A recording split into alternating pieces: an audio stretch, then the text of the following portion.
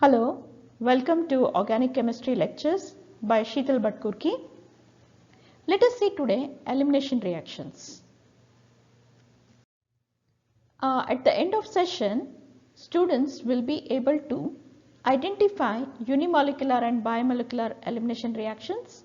They will be able to predict the mechanism of E1 and E2 reactions, also covering the stereochemistry of E1 and E2 reactions.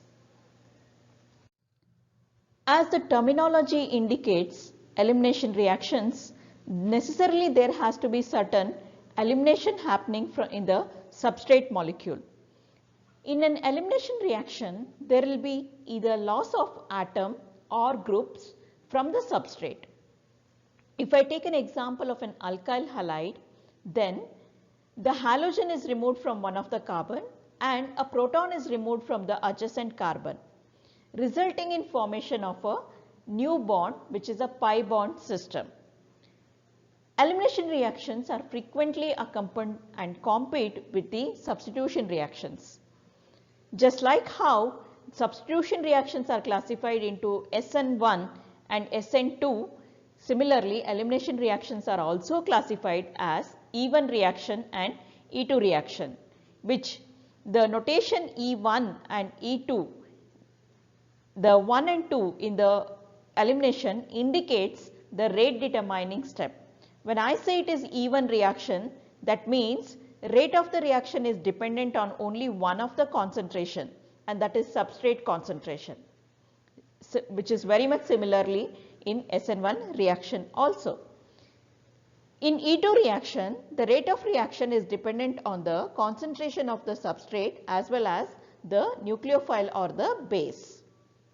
Therefore, the notation 2 stands there, which indicates that it is following a second order reaction. It is also very much similar to the SN2, how we write, right? In SN2 also it is a bimolecular reaction. Mechanistic pathway followed in an elimination reaction is very much dependent on three important factors. It is the nature of the leaving group, how it is ready to leave away and go, whether it is easily leaving and going the substrate molecule and leading to the formation of a pi bond. Secondly, the stability of the carbocation. So this is with respect to E1 reaction, where we would like to see that there is a formation of a carbocation as the first step of reaction mechanism. So depending on the stability of carbocation, the elimination product would be formed there. The more stable elimination product would be resulted. And thirdly, strength of the base. The strength of the base accounts in both E1 as well as E2 reaction. So in detail we will discuss all the three factors in coming up slides. Alkyl halide undergo substitution reactions as well as elimination reactions. We have exclusively seen how SN reactions take place with respect to alkyl halides. Now let us begin to explore few more with the elimination reactions. These reactions involve the use of a base rather than a nucleophile. So we must quickly review some differences between a strong base and a weak base at this point. We have also seen that the strength of a base and the strength of its conjugate acid are always inverse in relation. For example, iodide, that is I minus, is a very weak base, and accordingly its conjugate acid, hydrogen iodide, is a very strong acid. pK value accounts to -10. Similarly, with the hydroxide ion, OH minus is a strong base, and accordingly its conjugate acid, water, is a weak acid.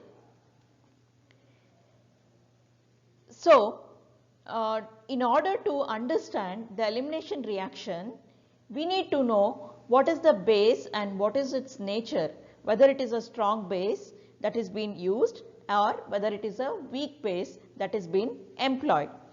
When we treat a strong base with an alkyl halide, then alkyl halide can undergo a type of elimination process which we call it as beta elimination, also known as 1,2 elimination, in which a proton is removed from the beta position and the halide is ejected as the leaving group from the alpha position, resulting in formation of a pi bond which is shared between the alpha and beta carbon. When an alkyl halide undergo beta elimination reaction, then the process is also called as dehydrohalogenation. The terminology hydrohalogenation means hydro, one hydrogen, halogen, any halogen. So, let us say it as any X, X is equal to chlorine, bromine, iodine, it can be any halogen there. The term D indicates the removal. So, removal of a hydrogen and a halogen is called as dehydrohalogenation, which is basically removed from the substrate. So, let us explore two different mechanisms for this beta elimination reactions.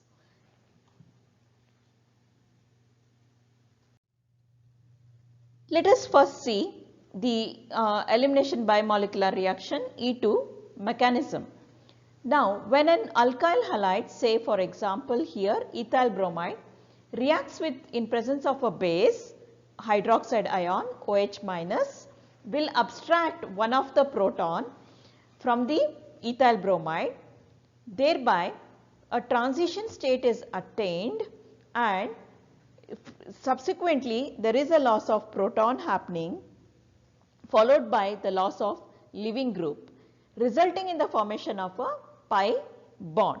So, a base removes a proton from the beta position of the alkyl halide and causing a loss of leaving group, that is halide ion, which is a very good leaving group here, and resulting in a formation of a carbon-carbon pi bond.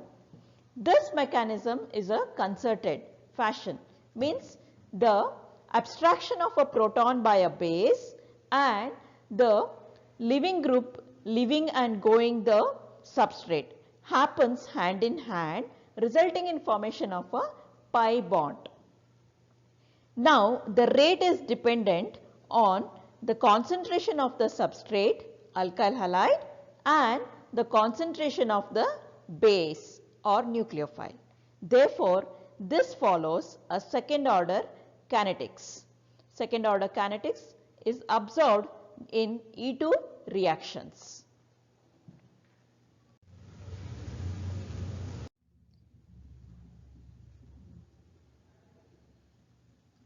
Let us see the stereochemistry of E2 reaction.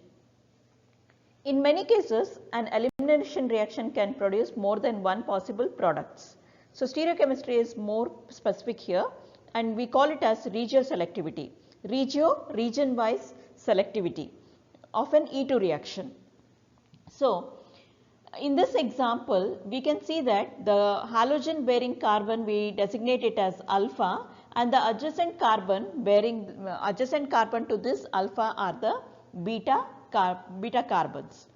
The beta positions are not identical in this example. One of the beta is only bearing the CH3 group, the other beta is bearing the CH2CH3 group. So, they are not identical. So, the double bond can be formed between two different regions of the molecule. It can be between the alpha and methyl group or alpha and the ethyl group. Now, this consideration is an example of a regiochemistry and the reaction is said to produce two different regiochemical outcomes. Both the products are formed, but one of the product is predominantly the major product and the other one is the minor product. So, you can see here in presence of a base, that is sodium ethoxide, the ethoxide ion is going to drag OET minus is going to drag the proton from the beta position. So, it can drag from both the beta carbons the proton. So, accordingly here it is being dragged from the CH2 carbon rather than a CH3 carbon. Therefore, the resulting alkene is between the beta carbon and the alpha carbon bearing CH to CH3 rather than bearing the CH3 itself. Now 71% what we are able to see here is the major product and 29% is the minor product which is going to be obtained. It is the terminal alkene if you carefully see here, whereas the 71% what we are able to see is the more substituted alkene. Accordingly, the more substituted alkene is going to be the more stable alkene. The reaction is said to be regioselective.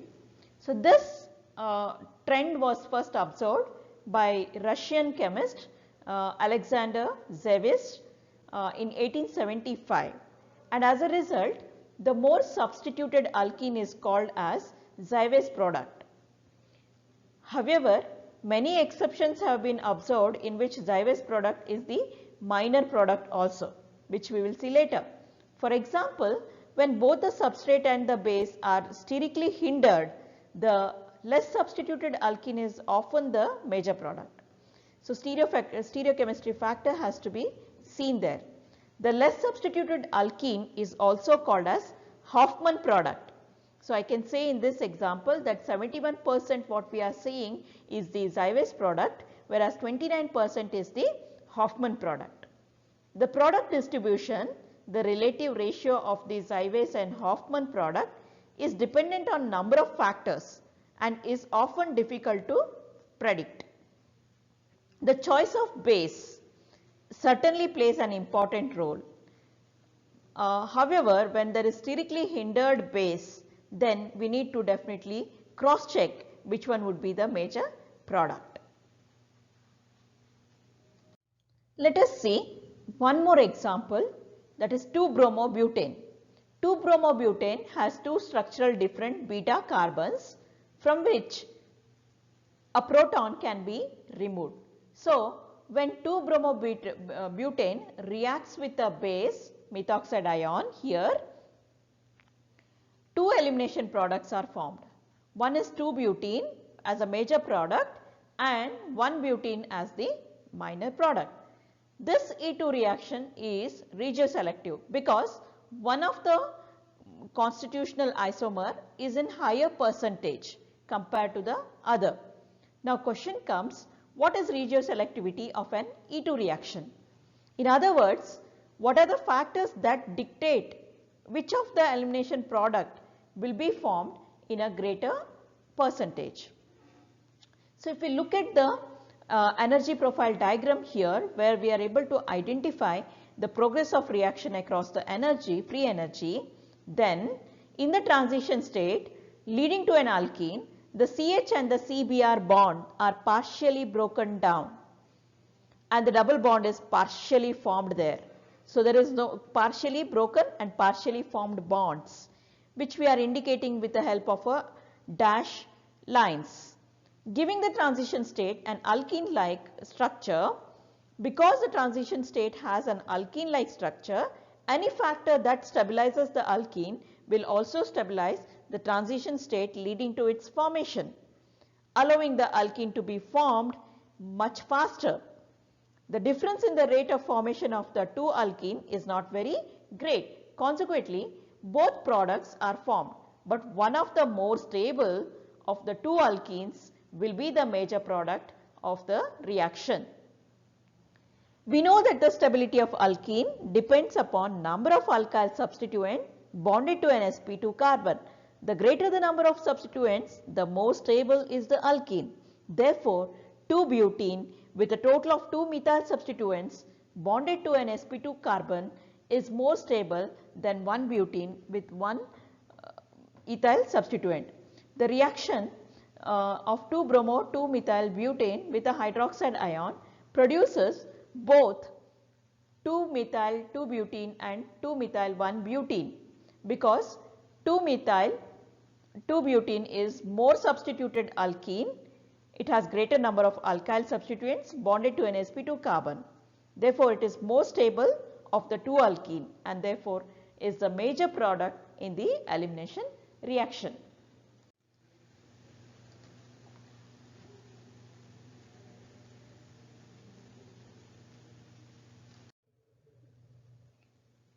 According to Zyway's rule, the most substituted alkene will be the one formed by removing the proton from the beta carbon that is bonded to 2 hydrogens rather than from the beta carbon that is bonded to 3 hydrogens.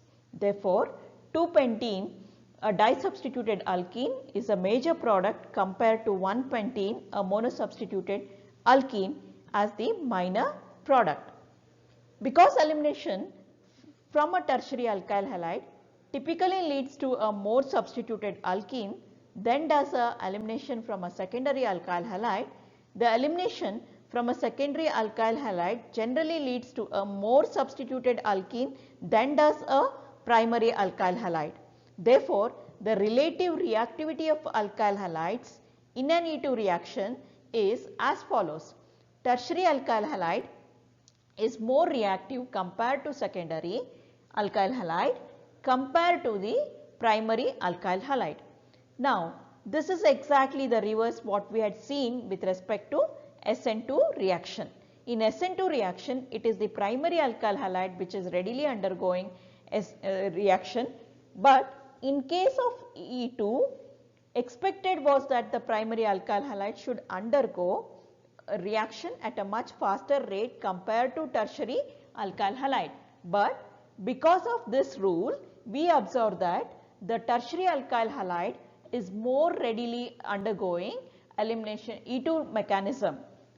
Also, it depends upon certain factors which will be discussed.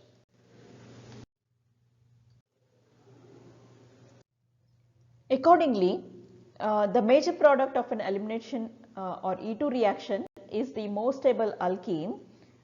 We applied the Zyway's rule for this, which is a shortcut to determine which of the possible alkene product is the most substituted alkene. The most substituted alkene is not, however, always the most substituted alkene. In the following reactions that we are able to see here, the conjugated alkene is the most stable alkene even though it is not the most substituted alkene. The major product of each reaction is therefore the conjugated alkene, because being more stable it is more easily formed. That is what is observed in 4-chloro-5-methyl-1-hexane, wherein 5-methyl-1,3-hexadiene is a major product. Both the double bonds are in conjugation to one another, whereas 5-methyl-1,4-hexadiene, where we are able to see there is a double bond, but the position of double bonds are 1 and 4. Therefore, they are non-conjugated double bonds. Though the substituent there is a formation of a more substituted double bond, it is not the major product, whereas 1,3-hexadiene is the major product. So, certain time it definitely deviates from the Zyway's rule.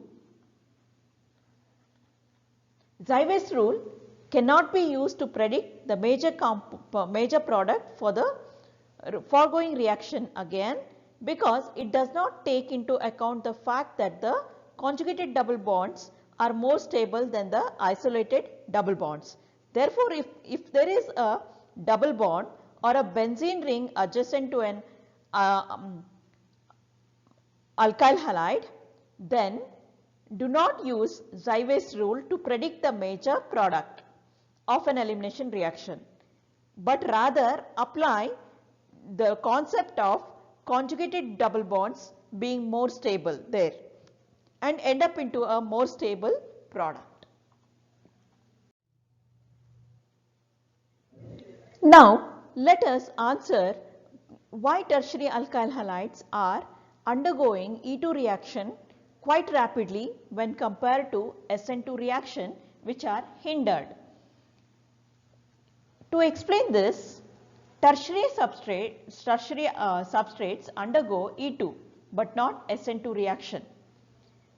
Now, we basically have to recognize the key difference between the substitution and the elimination and the role of the reagent that is going to be playing in both the reactions.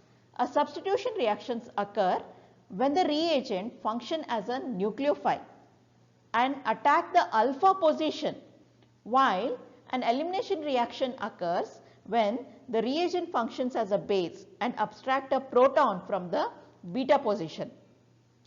When a tertiary substrate, that is steric hindrance, prevents the reagent from functioning as a nucleophile at any appreciable rate, but the reagent can still function as a base without encountering much steric hindrance.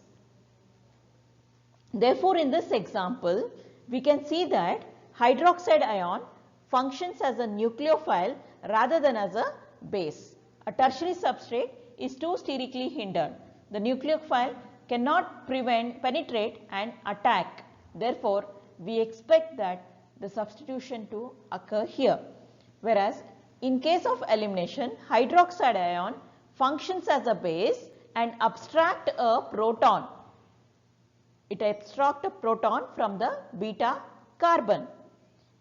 Even though there is the substrate is a tertiary alkyl halide, it can easily grab that particular proton from the alkyl halide, tertiary alkyl halide. Therefore, here the hydroxide ion functions as a base. In first case, hydroxide ion is acting as a nucleophile, whereas in second case, the hydroxide ion is acting as a base. In this way, E2 reactions, even with the tertiary alkyl halides, are more prone to happen, but not the SN2 reactions. Now let us focus on the stereochemistry part. Consider 3-bromopentane as the substrate, and it has two identical beta positions. So regiochemistry is not an issue here. Deprotonation of either of position, either of the beta position hydrogen produces the same result. But in this case, stereochemistry is relevant because two possible stereoisomeric alkenes can be obtained. Both stereoisomers, cis and trans, are produced, but the trans product is predominating. Now let us consider an energy diagram showing formation of the cis and the trans products. Using Hammond's postulate, we can show that the transition state for the formation of trans alkene must be more stable than the transition state of the formation of the cis alkene. This reaction is said to be stereoselective because the substrate produces two stereoisomers in unequal amount, trans being the major and the cis being the minor. Now let us see the stereospecificity of E2 reaction. The beta position in this example of 3-bromopentane, the beta position has two different protons. In such cases, both cis and trans isomers were produced, with the trans isomers being favored. Now let us consider a case where beta position contained only one proton. For example, in this example I am talking about, right? Beta position contains only one proton. So you can see that there is only one proton in the beta positions, whereas the other beta has 3 methyl groups. In such cases, a mixture of stereoisomers is not obtained. In this case, there will be only one stereoisomeric product. Now, why is the other possible stereoisomers not obtained? To understand the answer to this question, we must explore the alignment of orbital in the transition state. In transition state, a pi bond is forming in fact. Let us recall that a pi bond is comprised of overlapping of p orbitals. Therefore, the transition state must involve the formation of the p orbitals that are positioned in such a way that they can overlap with each other as they are going to be forming. In order to achieve this kind of orbital overlap, the following 4 atoms must lie in the same plane. the proton at the beta position, the leaving group and the 2 carbon atom that will ultimately form a pi bond. This 4 atom must be in coplanar. So we can see here in this, right, this 4 atoms must lie in the same plane, especially the one which is shown in the red should lie in the same plane. Now let us recall that carbon-carbon single bond is free to rotate before the reaction occur. If we imagine rotating this bond, we see that there are 2 ways to achieve the coplanar arrangement. There are 2 ways to achieve the coplanar arrangement. So we can see here, I am rotating it here, right. So both hydrogen and bromide can be above, or both hydrogen and bromide can be below. This conformation is an anti-conformation which is indicated here, right. So this conformation is called anti-conformation, or I can write it as anti-coplanar conformation here, and this is syn coplanar, right. So you can see that it is anti here and this is syn. Why is it syn? Because we can see that they are overlapping, right, whereas they are at the extreme ends here. Therefore it is anti-coplanar, which you call it also as staggered form, and this is eclipsed form. So in the first conformation, that is in anti-coplanar, as well as I am able to see a syn coplanar. Both has been shown here in this, right. In the context of anti, let us say in context of the term anti and the syn, refer to relative positions of the proton and the leaving group, which can be more clearly with the Newman projection formula. So I have shown Newman projection formula here, and you have seen that the staggered form is anti-coplanar and the eclipsed form is the syn coplanar.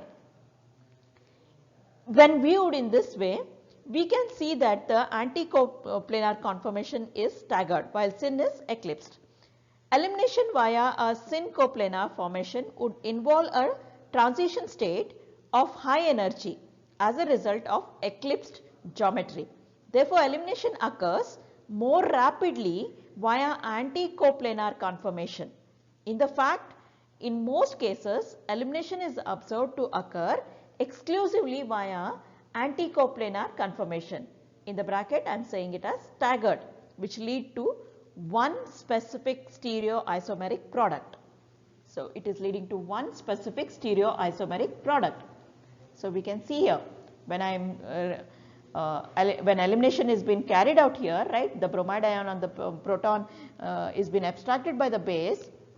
Simultaneously, the bromide ion is also ready to leave away and go. A new double bond is going to be formed between this carbon and this carbon. Fine, I hope it is clear. When viewed in this way, we can see that the anti-coplanar conformation is staggered while syn coplanar is eclipsed. Alright. So elimination is observed to occur exclusively via the anti-coplanar conformation rather than a syn coplanar conformation. Therefore, the major product will be anti-coplanar conformation product, right. The requirement of coplanarity is not entirely absolute. That is, small deviation from coplanarity can be tolerated. If the dihedral angle between the proton and the leaving group is not exactly 180 degree, then the reaction can still proceed as long as the dihedral angle is close to 180 degree. The term periplanar rather than a coplanar is used to describe a situation in which the proton and the leaving groups are nearly coplanar. It can be 178 as well as it can be 179 in that fashion. In such a conformation, the orbital overlap is significant enough for an E2 reaction to occur. Therefore, it is not absolutely necessary for the proton and the leaving group to be anti-coplanar. Even if they are anti-periplanar is fine. From now on, we need to see that whether the leaving group and the proton are in anti-periplanar positions. If then please do apply only see that the one stereochemical product is predominantly formed.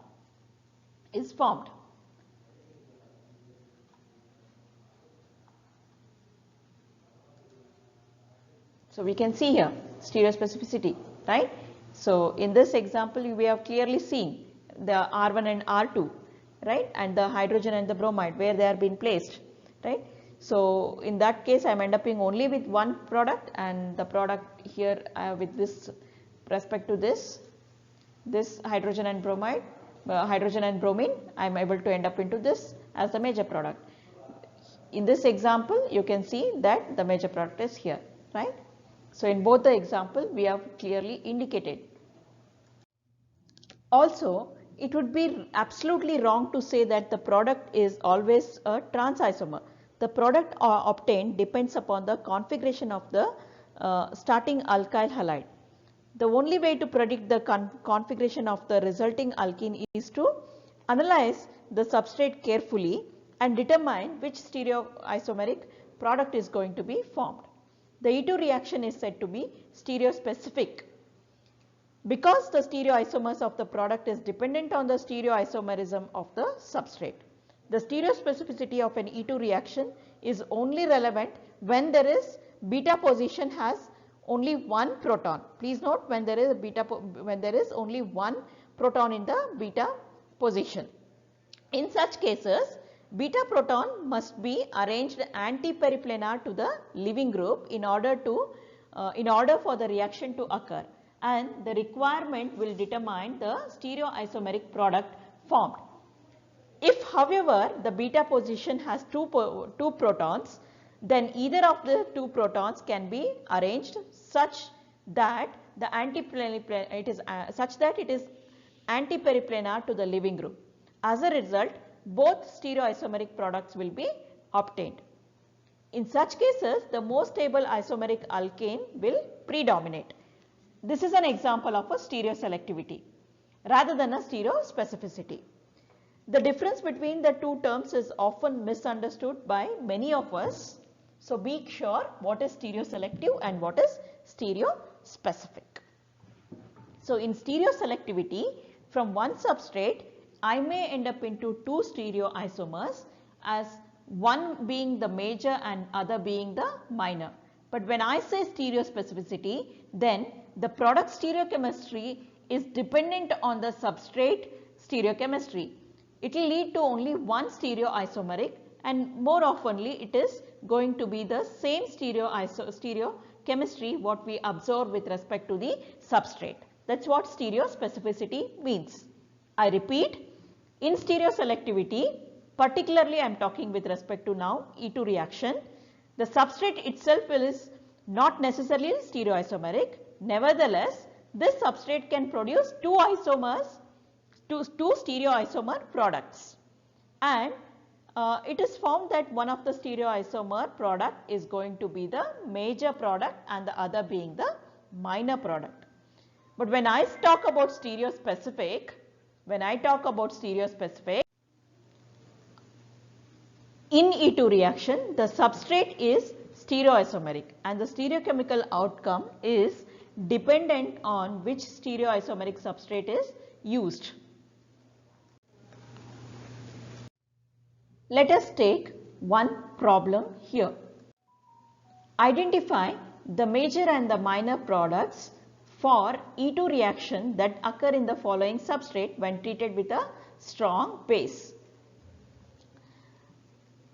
We expect that both cis and trans isomers to form, although trans isomer is expected to be predominant in this case, right. That is what exactly we are seeing here, the major product being the trans and the minor product being the cis. So we observed that there are two beta positions, clearly indicating that one of the beta position is bearing two methyl groups, whereas the other one is bearing the two hydrogens there, right. So how, from where do I eliminate? Definitely from only this beta position I can remove the hydrogen, resulting in formation of a double bond between this halide carbon and this carbon. And now this is going to be either in cis form or trans form. The trans form is going to be the major and this cis form is going to be the minor product. Let us take one more example here. Consider the elimination of 2-fluoropentane. 2-fluoropentane. So this is my 2-fluoropentane and this is my methoxide ion, right? So what we expect the major product to be 1-pentene rather than 2-pentene. Accordingly, 2-pentene is more substituted when compared to 1-pentene. Now can you please tell me why I am going to get this as major product and why not this as the major product? Although the major product of an E2 dehydrohalogenation of alkyl halide, alkyl bromides or alkyl fluorides, what I am seeing here in this example is, in this example the product obtained is a less substituted alkene for me. It is a less substituted alkene for me. It again depends upon the product of leaving group as well as the methoxide, the leaving group in fact here. Fluoride is the leaving group for me, right?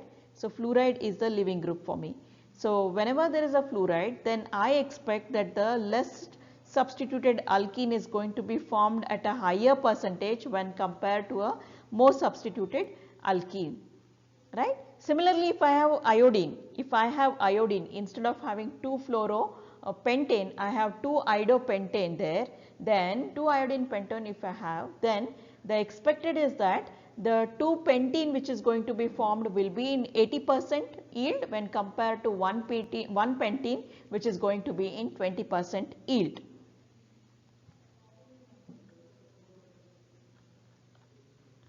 So when a hydrogen and a chlorine, a bromine or a iodine are eliminated from an alkyl halide, the halogen starts to leave as soon as the base begins to remove the proton. Consecutively, a negative charge does not build up on the carbon that is losing the proton. Thus, the transition state resembles an alkene rather than a carbon anion. So, you can see here it is resembling more towards an alkene than a carbon anion. The fluoride ion, however, is the strongest base of the halide and therefore, the poorest leaving group. It is the strongest base and a poorest leaving group. So when a base begins to remove a proton from an alkyl fluoride, there is less tendency for the fluoride ion to leave than for the other halide ions leave when compared to the other halide ions. As a result, negative charge develops on the carbon atom that is losing the proton, causing the transition state to resemble as a carbon anion rather than as a carbon rather than as an alkene. To determine which of the carbon anion like transition state is more stable, we must determine which carbon anion would be more stable there. So we can see here 2 carbon anion transition states are indicated here, the more stable one and the less stable one. The most stable one is on my left hand side and the less stable one is on my right hand side.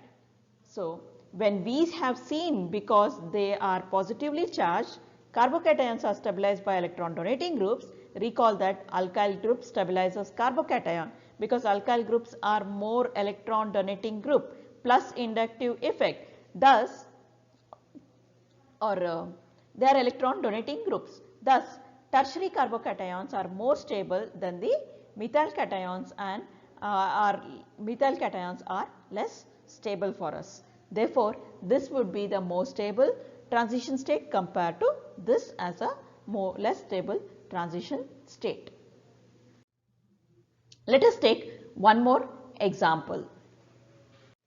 So, predict the major and minor products for the following 1-chlorocyclohexane, 1-chloro-1-methyl cyclohexane in presence of a sodium methoxide as the base. So,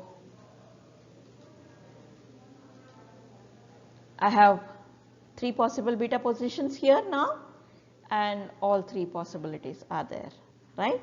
So, the 2 positions inside the ring are identical because removing a proton from either of the position results in the formation of the same product, either on this side or on that side, does not matter.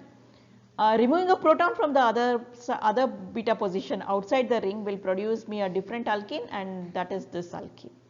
Alright, yes. So let us see which one will be major and minor. So now if we see, the one which I am trying to remove from the ring is the major product and the outside one is the minor product.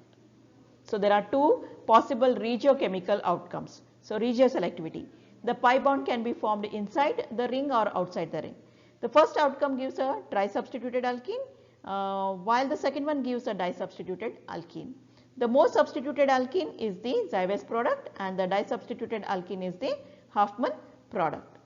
So this example does not employ a sterically hindered base.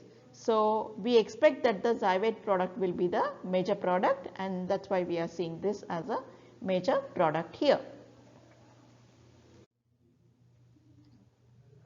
Let us take up one more example. Again, predict the products for the following reaction. So I have taken here 2-bromo-pentane. 2-bromo-pentane it is, right? Yes, in presence of a sodium ethoxide as the base. So again I have two beta positions here. So both if I see, then I would be able to end up into this product or double bond here or double bond here. Now please consider both the regiochemistry and stereochemistry of this reaction when you are solving, right. There are two beta positions. The base, that is ethoxide ion OET minus, is not sterically hindered. So we expect that the Zywes products to be most stable product or the major product there, and the less substituted alkene will be the minor product. Okay. Next, let us see, we must identify the stereochemistry of the formation of each of the product. So let us begin with the minor product, the less substituted alkene, because its double bond does not exhibit stereoisomerism, right. So this alkene is neither E or Z, so we do not need to worry about the stereoisomerism of the double bond in this product. But with the major product, we must predict which stereoisomerism will be obtained. So to do this, definitely we need to rotate the central CC bond so that the beta proton is anti-periplanar to the leaving group, right. So this rotation can lead to was done, right, in I just did this in last two slides back, right. In some cases it will be much easier to do both stages at the same time, but here I will take one by one. So I am rotating one of the CC bond here, and I am trying to bring up the leaving group and the proton in the exactly anti-periplanar position. The reaction occurs via this anti-periplanar conformation. So the wedges and the dash serves as a guide for us to draw the connections, right, the correct stereoisomer alkenes, etc. Now the base is going to abstract the proton, and simultaneously the halide is ready to leave away and go, thereby generating a double bond. So it is going to generate a double bond there. To summarize, we expect the following products now. So this is the product that we are going to expect here, alright. I hope it is clear. Now let us go to the even reaction. Let us go to study even reactions. Unimolecular elimination reaction, even, wherein the rate of reaction depends only on the concentration of the alkyl halide, but not on the base or the nucleophile. So it is only dependent on one of the concentration, and that is substrate concentration, but not the base concentration, right. But necessarily even is much favored when we have a very good leaving group attached to a tetrahedral carbon, a substrate that can form relatively more stable carbocation. What does that mean? A tertiary carbocation, right. So if we carefully observe the difference between the elimination 1 and SN1 reaction in such a type species which the reactant occurs, then even reaction are much favored when there is a base that are poor nucleophiles. Please note, when they are poor nucleophile. But rather, if I have a good nucleophile, then substitution is more favored. So this is a very line of demarcation, is that what is the nucleophile that I need to see? What is the nature of nucleophile? I have a good nucleophile, then SN1 is preferred, whereas I have a poor nucleophile, then E1 is more preferred. That's a dominancy we carefully have to see with respect to the E1 and SN1 whenever there is computation. So I can expect the computation is 1 when there is a poor nucleophile by E1, but if I have a good nucleophile, the computation is 1 by the substitution reaction. Please note this point. This is an important point for us. Now, example of an elimination reaction if I take up, then tertiary butyl bromide undergoing elimination reaction resulting in formation of 2-methyl propene, right. So rate of reaction is dependent only on the tertiary butyl bromide, but no way dependent on the concentration of the nucleophile. So you can see the nucleophile here is a water molecule, whereas till now I was talking with respect to the hydroxide ion, right. The conjugate acid of the hydroxide ion is your water, right, and water concentration is absolutely not included in the rate determining step. Rather, it is the alkyl halide which is indicated in the rate determining step. Therefore, it follows the first order chemical kinetics.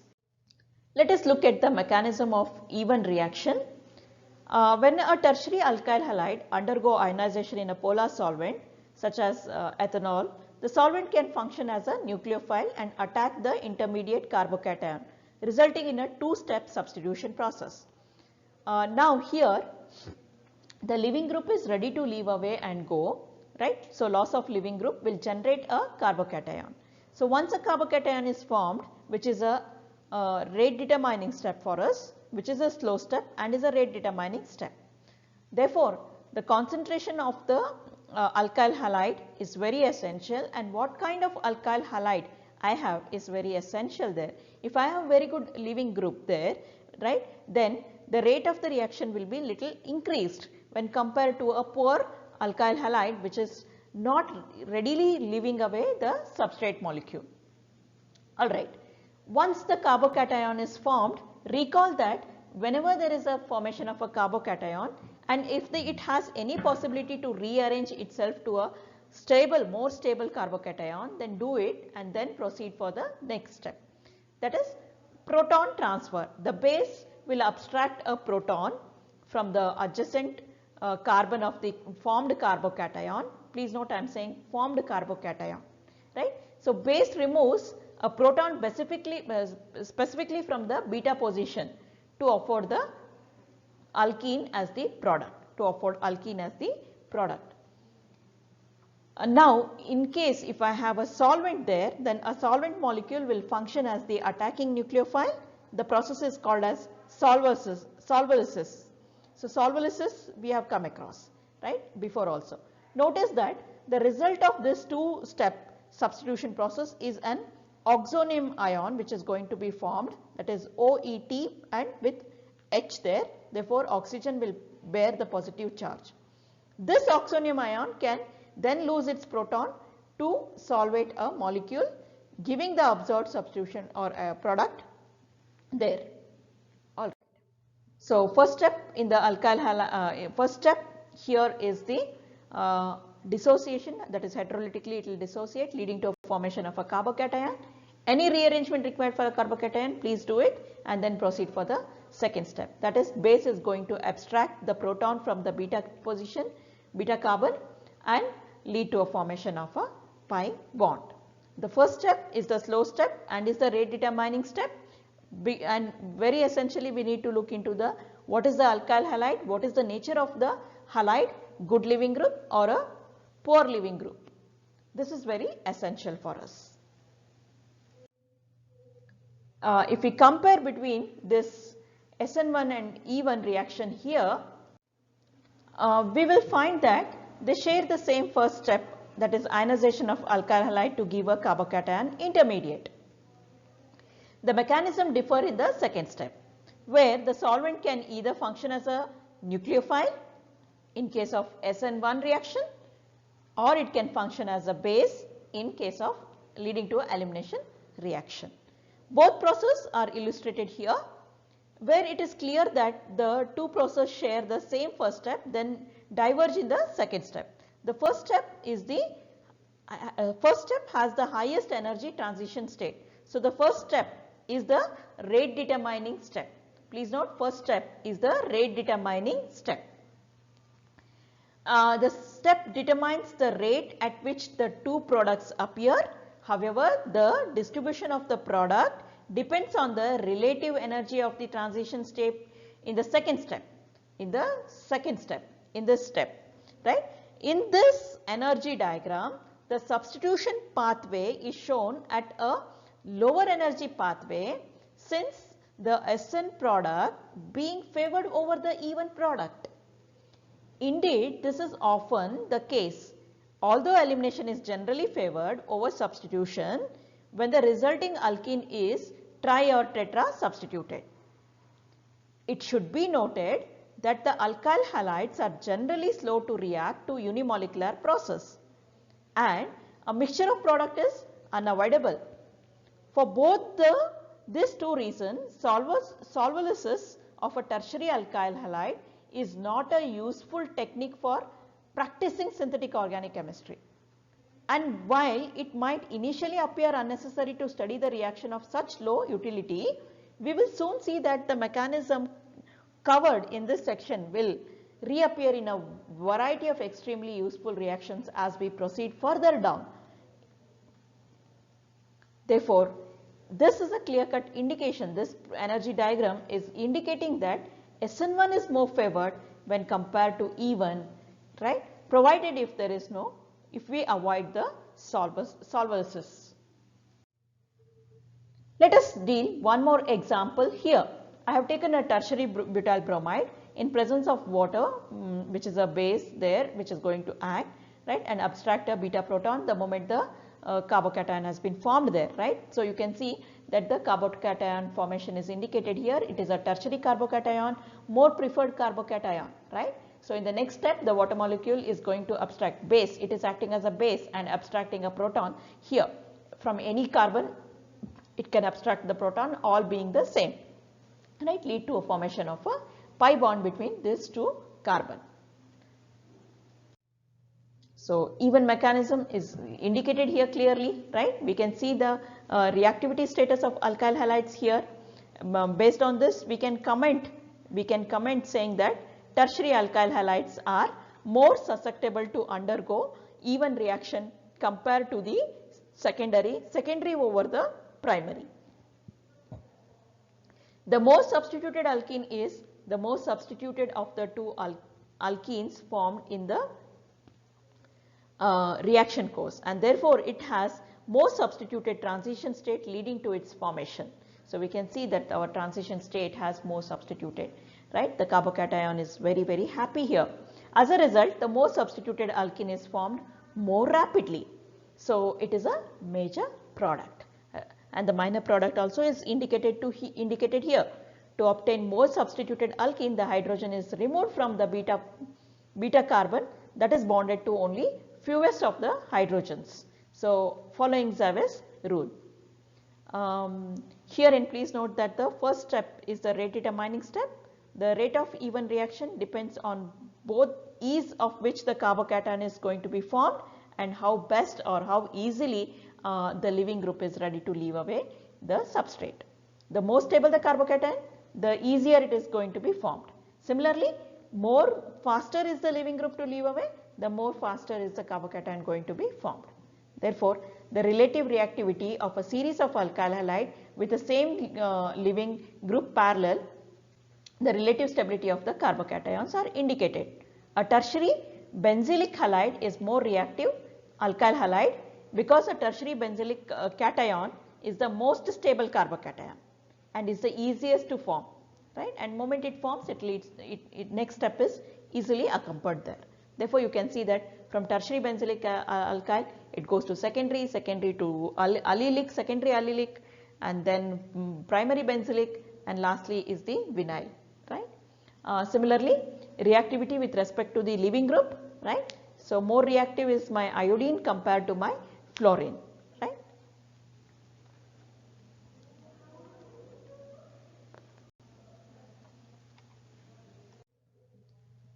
Anywhere if there is a possibility of carbocation rearrangement to be done, please see that you do it by any shift. It can be 1,2-methyl shift or any shift through that, right, hydride shift or any methyl shift. You do it and try to attain a more stable carbocation before you proceed to the second step, that is generation of a pi bond, or the base subtracting a proton, right, leading to a formation of a pi bond. So it is essential to cross check that the formed carbocation does have any possibility of rearranging itself in a way to move as a tertiary carbocation.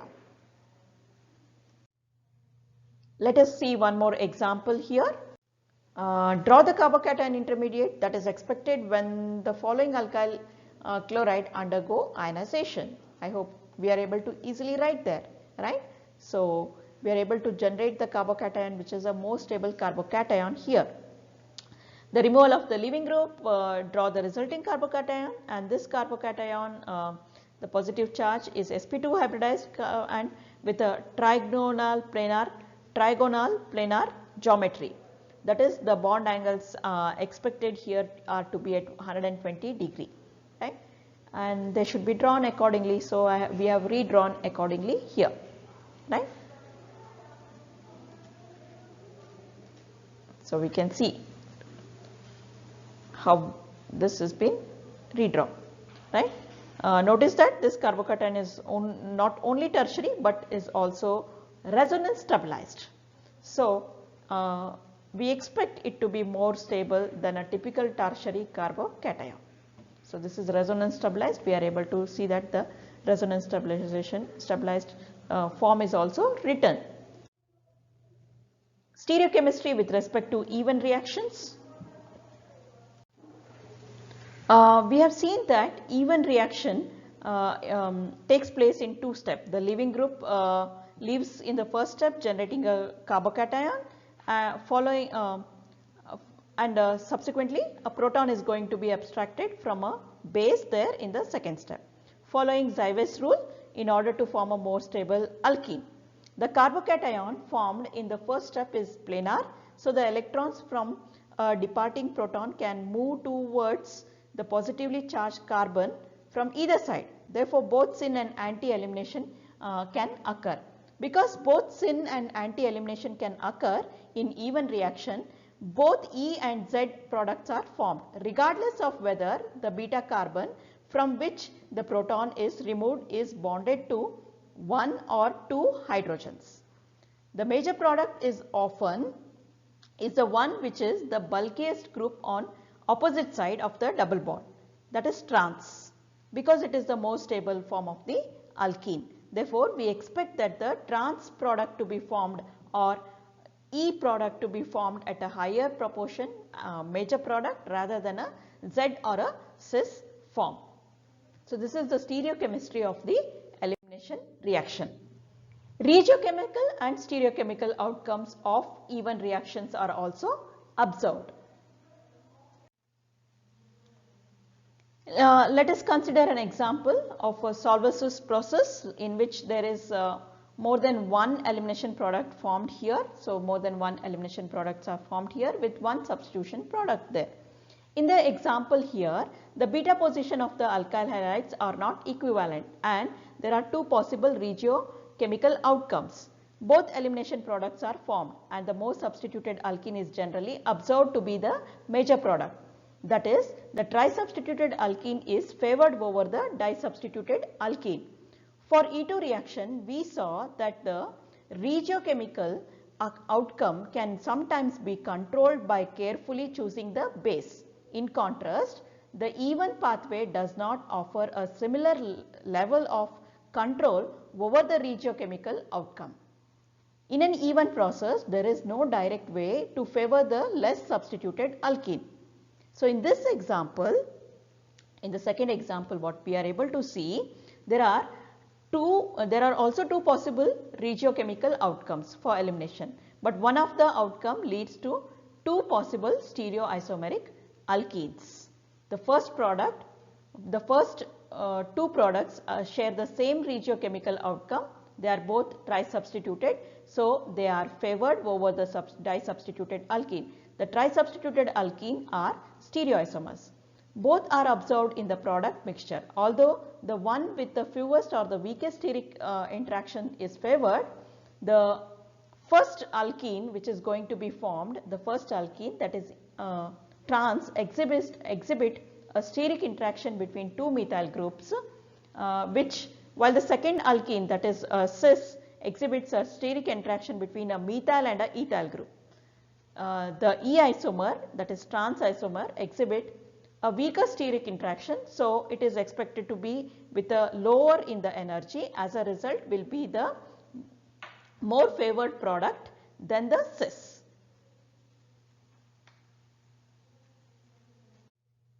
Let us compare between E1 and E2. Please note that the E2 mechanism is a very much more common and is useful. Definitely is favored by strong negatively charged bases, and the reactivity status is generally tertiary over secondary over primary. This one point we need to remember. E1 much less useful because a mixture of SN1 and E1 are generally formed there. Favored by a weak or a neutral base. The mechanism does not occur with the primary alkyl halide, but only much with the tertiary alkyl halide. So this chart is very clearly indicating there, right?